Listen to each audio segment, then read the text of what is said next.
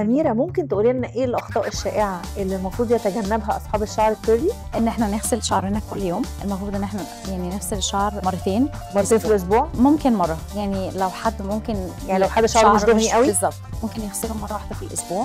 طبعا لازم نلبس البونت، لان لو ما لبسناش البونت شعرنا هيسحب، هيبقى هيش قوي، فهنضطر ان احنا يعني نعمل ريستايلنج، وده هيكون تو ماتش يعني. اوكي. ونستعمل برودكتس اللي تناسب مع شعرنا. يعني لو حد عنده شعر كيرلي لازم يعرف ايه احسن برودكت لطبيعه شعره. كل شخص شعره مختلف عن التاني، مفيش حد يعني الكيرلز بتاعته نفس الكيرلز بتاعت حد تاني.